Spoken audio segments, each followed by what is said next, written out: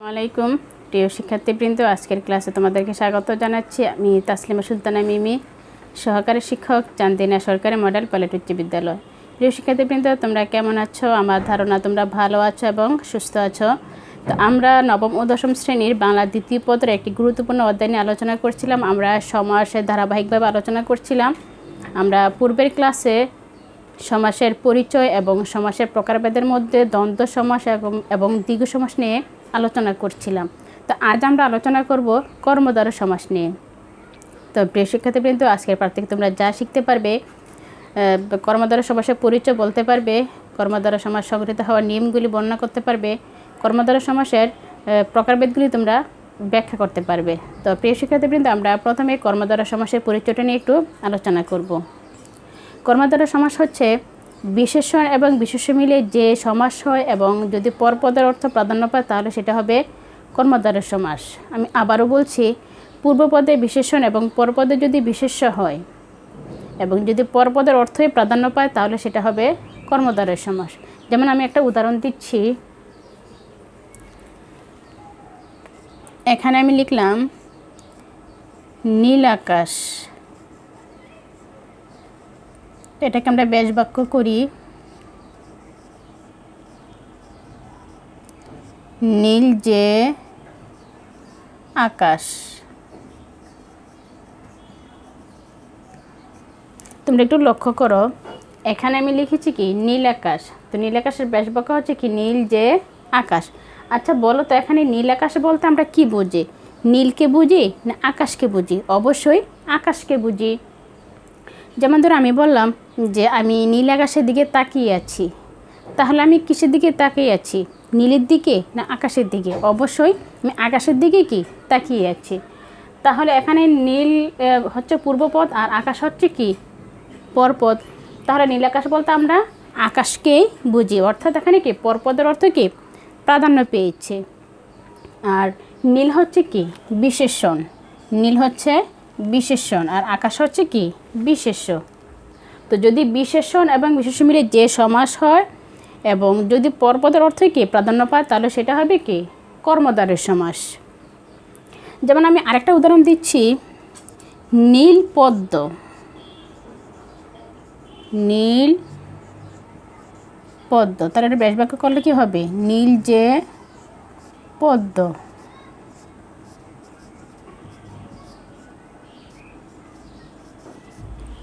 আচ্ছা দেখো, এখানে নীল পদ্ম বলতে আমরা কি বুঝি?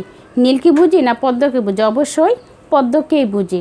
তাহলে নীল হচ্ছে কি বিশেষণ আর পদ্ম হচ্ছে কি বিশেষ্য। তাহলে বিশেষ্য এবং বিশেষ্য মিলে কি একটা সমাস। আর এখানে প্রাধান্য পেয়েছে কি এর পদ্মের, অর্থাৎ পরপদের। যদি পরপদের অর্থ কি প্রাধান্য পায় তাহলে সেটা হবে কি কর্মদ্বারক সমাস। আমি আবারও বলছি, যদি বিশেষণ এবং বিশেষ্য মিলে যে সমাস হয় এবং যদি পরপদের অর্থ কি প্রাধান্য পায় তাহলে সেটা হবে কি কর্মদ্বারক সমাস। তো প্রিয় শিক্ষার্থীবৃন্দ, এবার আমরা জানবো কর্মদ্বারক সমাস সংগঠিত হওয়ার নিয়মগুলি। তোমরা একটু মনোযোগ সহকারে লক্ষ্য করো। কর্মদ্বারক সমাস দুইটি বিশেষণের মাধ্যমে কর্মদ্বারক সমাস সংগঠিত হতে পারে। দুইটি বিশেষণ, বিশেষণ এবং বিশেষণ।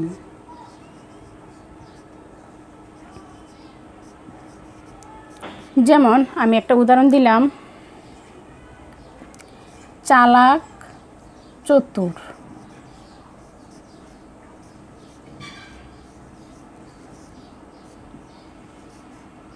আচ্ছা দেখো, এখানে লিখেছি চালাক চতুর, তাহলে দুটোটাই কি চালাক চতুর দুটোটাই কি বিশেষণ। তাহলে এটাকে যদি আমরা ব্যাস বাক্য করি তাহলে কি হবে? যে চালাক সেই চতুর। তাহলে দুইটা বিশেষণের ক্ষেত্রে যে কর্মদ্বারক সমাসটা সংগঠিত হয় তাহলে সেটাতে আমরা কি ব্যবহার করব? যে ব্যবহার করব। অর্থাৎ কি আমরা এখানে ব্যাস বাক্যর ক্ষেত্রে আমরা যে ব্যবহার করব। যে চালাক সেই কি চতুর। তারপর আবার দুটি বিশেষ্য মিলে কি কর্মদ্বারক সমাস সংগঠিত হয়। দুটি বিশেষ্য মিলে কর্মদ্বারক সমাস সংগঠিত হয়।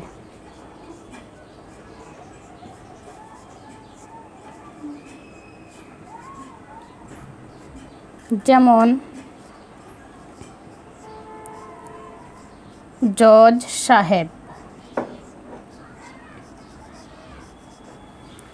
দেখো এখানে জজ সাহেব দুটোটাই কি বিশেষ্য, তো এটাকে যদি আমরা বেশ বাক্য করি তাহলে কি হবে, যিনি জজ তিনি কি সাহেব, যিনি জজ তিনি সাহেব। তাহলে দুইটাই বিশেষ্যের ক্ষেত্রে আমরা যিনি ব্যবহার করব, বেশ বাক্যের মধ্যে আমরা যিনি ব্যবহার করব।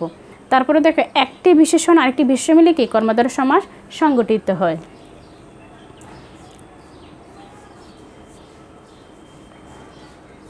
একটি বিশেষ্য এবং একটি বিশেষণ মিলে কর্মধারয় সমাস সংগঠিত হয়। যেমন আলু সিদ্ধ,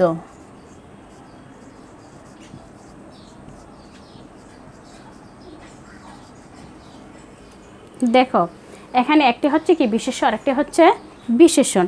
তো এটাকে যদি আমরা বেশ বাক্য করি তাহলে কি হবে, সিদ্ধ যে আলু, সিদ্ধ যে আলু। তাহলে একটি বিশেষণ একটি বিশেষণের একটি বিশেষ্য এবং একটি বিশেষণের মধ্যে বেশ বাক্যের ক্ষেত্রে আমরা কি ব্যবহার করব, যে ব্যবহার করব। তারপরে আবার কিছু শব্দ আছে যেটা পূর্বপদ কি পরিবর্তন হয়, পূর্বপদ পরিবর্তন হয়। যেমন যদি সুন্দরী থাকে তাহলে এটা পরিবর্তন হয়ে হয় সুন্দর, যদি মহতি থাকে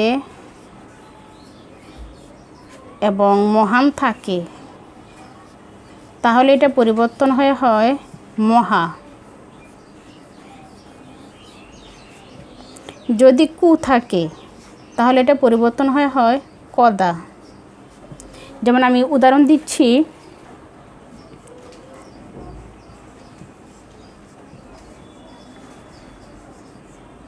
সুন্দরী যে লতা, সুন্দর লতা।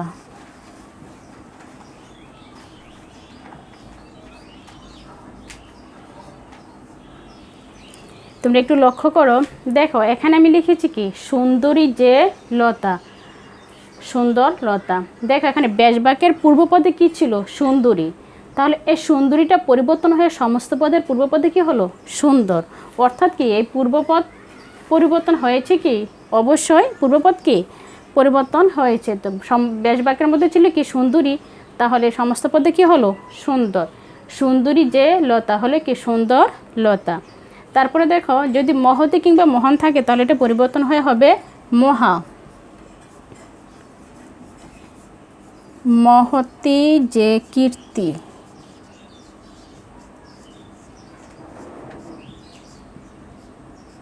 মহাকীর্তি।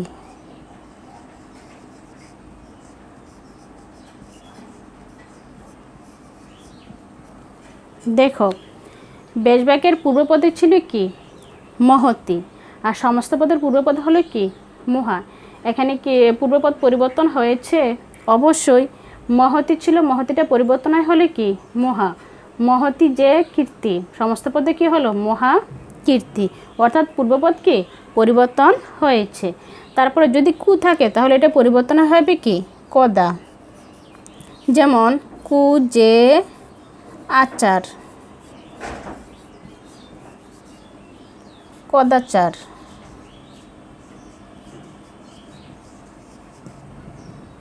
একটু লক্ষ্য করো, দেখো পূর্বপদে কি ছিল কু ছিল, বেশ বাক্যের পূর্বপদে কি ছিল কু ছিল, তাহলে সমস্ত পদে কি হলো কুটা পরিবর্তন হয়ে কদা হলো, অর্থাৎ কি পূর্বপদ পরিবর্তন হলো।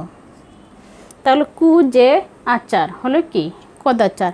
তারপর আবার কিছু শব্দ আছে যেগুলি মানে পরপদ কি পরিবর্তন হবে। যেমন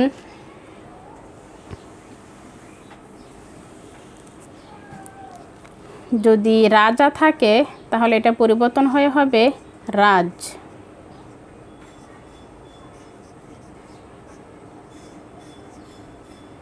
যেমন মহান যে রাজা, মহারাজ।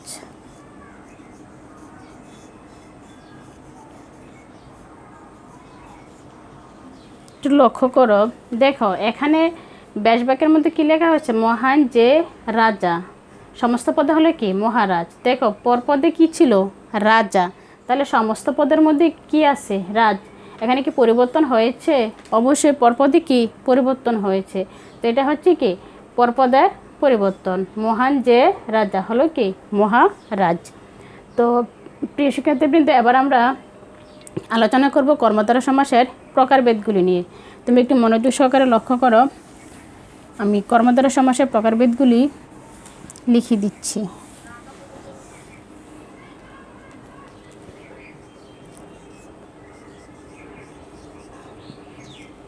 প্রথম হচ্ছে মধ্যপদলোপী কর্মধারয়।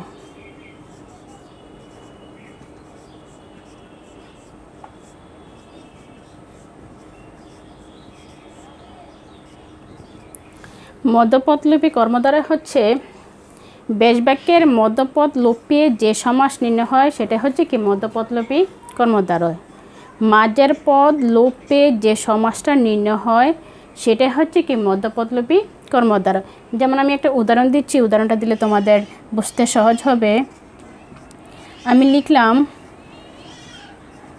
সিংহ চিহ্নিত আসন।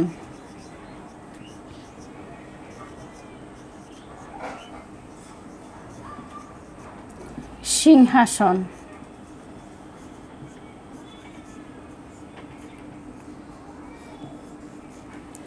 একটু লক্ষ্য করো, দেখো সিংহ চিহ্নিত আসন। সিংহ একটা পদ, চিহ্নিত একটা পদ, আসন একটা পদ। তাহলে দেখো সিংহটা হচ্ছে কি পূর্বপদ আর আসন হচ্ছে কি পরপদ। দেখো ব্যাস বাক্যের যে সিংহ পূর্বপদ, সমস্ত পদে কি সিংহ আছে? এই যে পূর্বপদ ব্যাস বাক্যের মধ্যে সমস্ত পদে কি সিংহ আছে? অবশ্যই আছে। আসন হচ্ছে কি পরপদ। এখন দেখো সমস্ত পদে কি আসন আছে? অবশ্যই আছে। সিংহ এবং আসন মানে পূর্বপদ এবং পরপদ দুটোটাই কি সমস্ত পদের মধ্যে রয়েছে। তো বাদ পড়ছে কি এই যে চিহ্নিত মানে মধ্যপদ। তাহলে যদি মধ্যপদ লোপ পেয়ে যে সমাসটা নির্ণয় হয় সেটা হচ্ছে কি মধ্যপদলোপী কর্মধারয়। তাহলে সিংহ চিহ্নিত আসন, সিংহাসন, অর্থাৎ এখানে কি মধ্যপদরা লোপ পেয়েছে মানে বাদ পড়েছে। তো যদি ব্যাস বাক্যের মাঝের পদ লোপ পেয়ে যে সমাসটা নির্ণয় হয় সেটাই হচ্ছে কি মধ্যপদলোপী কর্মধারয়। তো এবার আমরা জানব উপমান এবং উপমিত কর্মধারয় সমাস।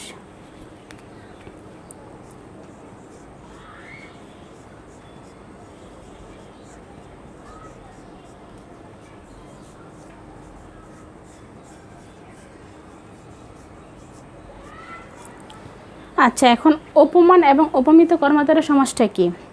উপমা মানে তুলনা করা। উপমা মানে তুলনা করা। যেমন ধরো আমি এখানে লিখলাম, এখানে আমি লিখে দিচ্ছি যার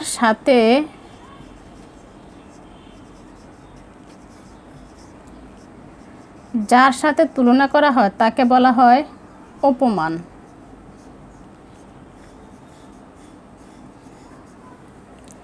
যাকে তুলনা করা হয়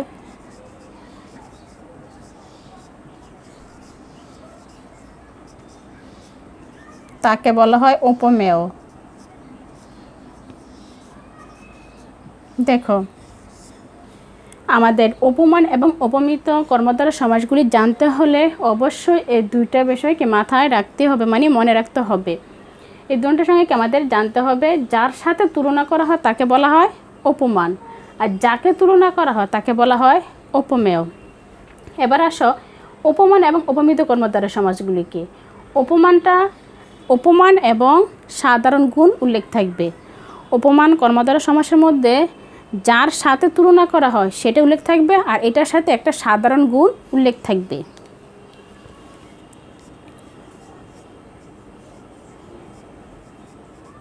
উপমান এবং একটা সাধারণ গুণ উল্লেখ থাকবে। আর উপমিতর মধ্যে উপমান এবং উপমেয় দুটোটাই কি উল্লেখ থাকবে, অর্থাৎ যার সাথে তুলনা করা হয় সে উল্লেখ থাকবে, যাকে তুলনা করা হয় সেও কি উল্লেখ থাকবে, অর্থাৎ উপমান এবং উপমেয় দুটোটাই কি উল্লেখ থাকবে।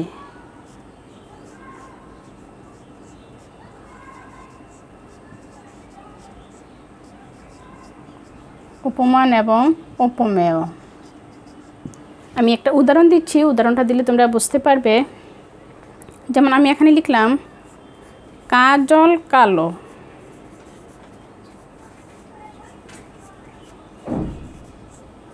এটার ব্যাস বাক্য করি, তাহলে কি হবে? কাজলের ন্যায় কালো।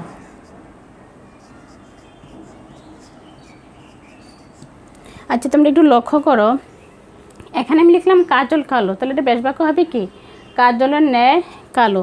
তাহলে কি কাজলের সাথে তুলনা করা হয়েছে, কাজলের সাথে কি তুলনা করা হয়েছে। তো যার সাথে তুলনা করা হয় তাকে কি বলা হয়? উপমান। তাহলে যেহেতু কাজলের সাথে তুলনা করা হয়েছে, তাহলে কাজলটা হবে কি? উপমান। আর দেখো এখানে কার সাথে তুলনা করা হয়েছে, মানে যার সাথে যাকে তুলনা করা হয়েছে সে কি আছে? নাই। তো যেহেতু এখানে সে নাই, তাহলে কালো রয়েছে। কালোটা হচ্ছে কি একটা গুণ। এখানে কালোটা হচ্ছে কি একটা গুণ। তাহলে দেখো এখানে উপমান আর একটা গুণ উল্লেখ আছে, তাহলে এটা হবে কি? উপমান কর্মদ্বারয় সমাস। কাজল কালোটা হচ্ছে কি? উপমান কর্মদ্বারয় সমাস। কাজল কালো, কাজলের ন্যায় কালো। তো যার সাথে তুলনা করা হয় তাকে বলা হয় কি? উপমান। তো যেহেতু কাজলের সাথে তুলনা করা হয়েছে, সেক্ষেত্রে কাজলটা হবে কি? উপমান। এখন কাকে তুলনা করা হয়েছে? এখানে কি আছে? না। আর কালোটা হচ্ছে কি? একটা গুণ। তো যেহেতু উপমান এবং গুণ উল্লেখ আছে, তাহলে এটা হবে কি? উপমান কর্মদ্বারয় সমাস। তারপর আমি আরেকটা উদাহরণ দিচ্ছি। যেমন আমি লিখলাম ফুলকুমারী।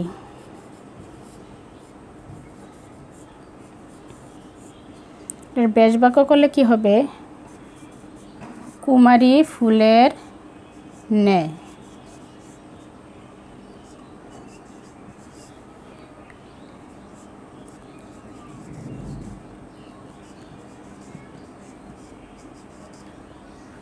একটু লক্ষ্য করো, এখানে আমি লিখেছি ফুলকুমারী, কুমারী ফুলের ন্যায়। তাহলে কি ফুলের সাথে তুলনা করা হয়েছে কাকে? কুমারীকে। এখানে ফুলের সাথে তুলনা করা হয়েছে, তো যার সাথে তুলনা করা হয় তাকে বলা হয় কি?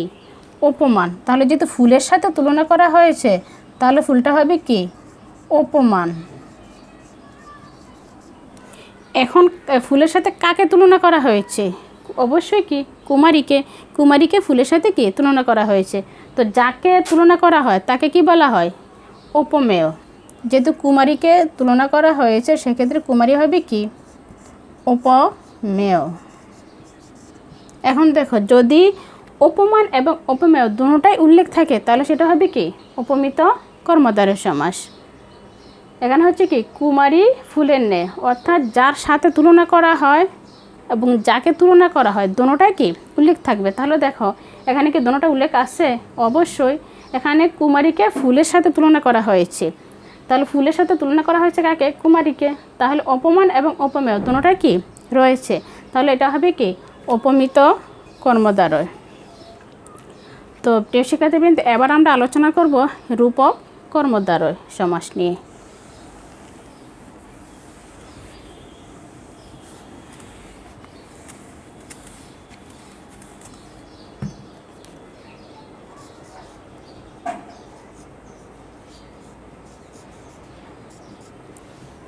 এখন এই রূপক কর্মদ্বারয় সমাসটা আমরা একটু জেনে নেই। যেমন ধরো, এখানে অদৃশ্যের সাথে দৃশ্যের তুলনা হবে।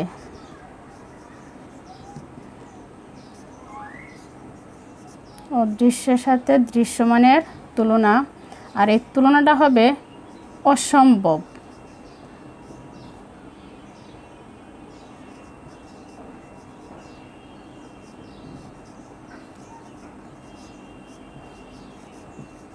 এবং রূপ ব্যবহার হবে। ব্যাস বাক্যের ক্ষেত্রে রূপ ব্যবহার হবে। রূপ শব্দটা কি ব্যবহার হবে? দেখো, এখানে অদৃশ্যের সাথে কি দৃশ্যের তুলনা বোঝাবে। একটা অদৃশ্যমান হবে আর একটা দৃশ্যমান হবে, একটা তুলনা বোঝাবে। আর এই তুলনাটা কি? অসম্ভব তুলনা হবে। আর ব্যাস বাক্যের ক্ষেত্রে এই রূপ শব্দটা কি ব্যবহার হবে। যেমন উদাহরণটা দিলে তোমাদের বুঝতে সহজ হবে। আমি লিখলাম মন মাঝি, এটাকে যদি আমি ব্যাস বাক্য করি তাহলে কি হবে? মন রূপ মাঝি।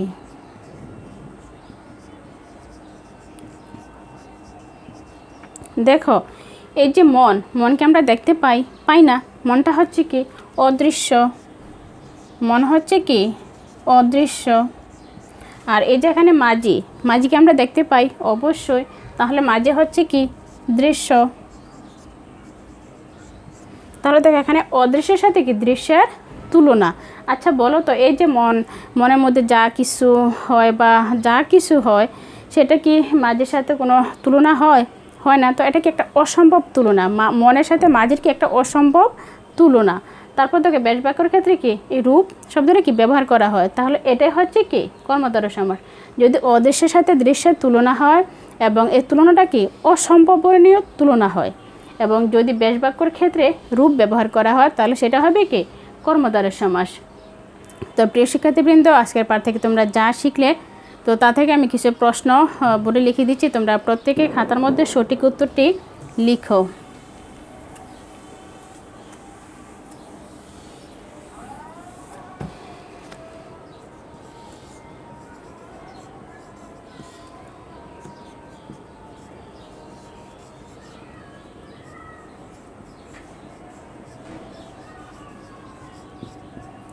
গড় জামাই কোন সমাস?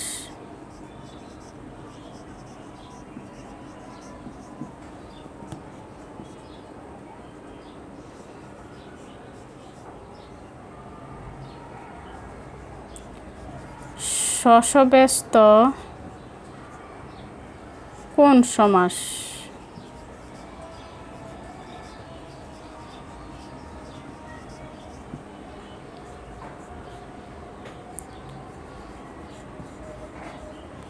শোকসাগর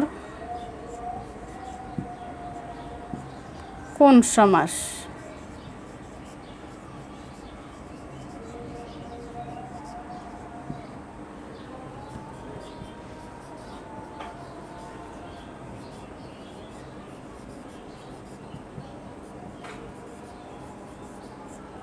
কর্মদ্বারয় সমাস কোন পদের প্রাধান্য পায়?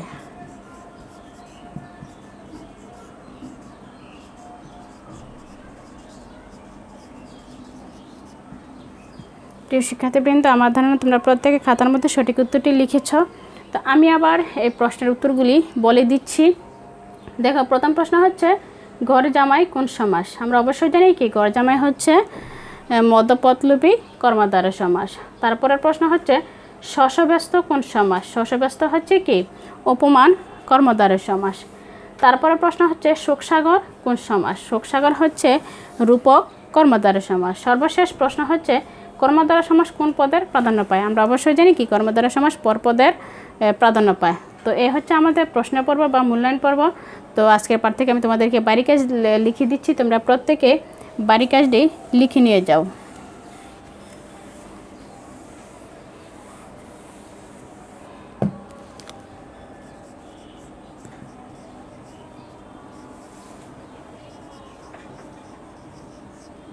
বাড়ির কাজ